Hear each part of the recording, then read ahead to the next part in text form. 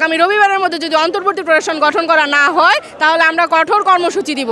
এটাই যেন আমাদের শেষ সংবাদ সম্মেলন হয়। ঘোষণার পরে কথা ছিল অন্তর্বর্তী প্রশাসনের একটা ঘোষণা আসবে, কিন্তু এখনো পর্যন্ত অন্তর্বর্তী প্রশাসনের ঘোষণা আসছে না। যে বিশ্ববিদ্যালয়ের দাবি, সেই বিশ্ববিদ্যালয়ের দাবি অতি সত্বর পূরণ না করলে আসলে আমরা বাধ্য হব সংশ্লিষ্ট মন্ত্রণালয়ের দিকে ঘেরাওয়ের দিকে যেতে। বা আপনারা জানেন তো আমাদের আন্দোলন প্রায় আমরা শেষ করে পড়ার টেবিলে ফিরে গিয়েছিলাম, কিন্তু আমাদের যে আশা দিয়েছে যে আমাদের তাড়াতাড়ি অধ্যাদেশ জারি করবে, তারপরে অন্তর্বর্তী প্রশাসন গঠন করা হবে, তা এখন পর্যন্ত গঠন করা হয়নি।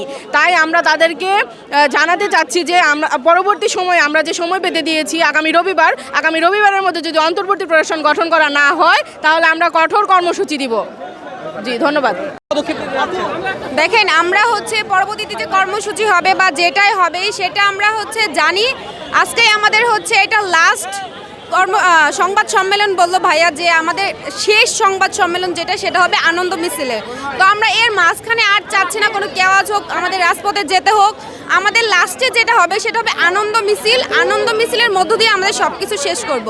তো এই যে এত কষ্ট করে সেই কয়েক মাস থেকে আমরা মাঠে নেমে বিভিন্ন কার্যক্রমের ভিতর দিয়ে যে আমরা আজকে এত দূর আসতে পারছি, তো এটাই যেন আমাদের শেষ সংবাদ সম্মেলন হয়। ধন্যবাদ।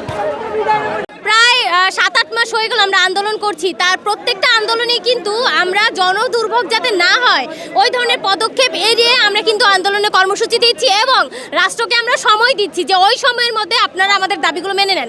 কিন্তু বারবার কিন্তু আমরা দেখতে পাচ্ছি, দেখেন আমাদের নাম ঘোষণা হয়ে গেল, নাম ঘোষণার পরে কথা ছিল অন্তর্বর্তী প্রশাসনের একটা ঘোষণা আসবে, কিন্তু এখনো পর্যন্ত অন্তর্বর্তী প্রশাসনের ঘোষণা আসছে না।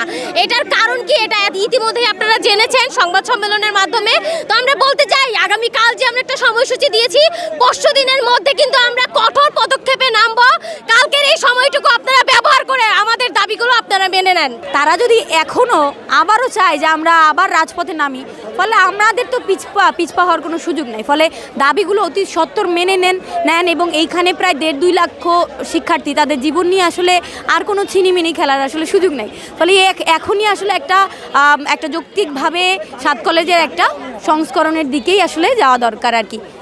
যে বিশ্ববিদ্যালয়ের দাবি, সেই বিশ্ববিদ্যালয়ের দাবি অতি সত্বর পূরণ না করলে আসলে আমরা বাধ্য হব সংশ্লিষ্ট মন্ত্রণালয়ের দিকে ঘেরাওয়ের দিকে যেতে, বা এর চেয়ে বড় কোনো কর্মসূচিও আসতে পারে।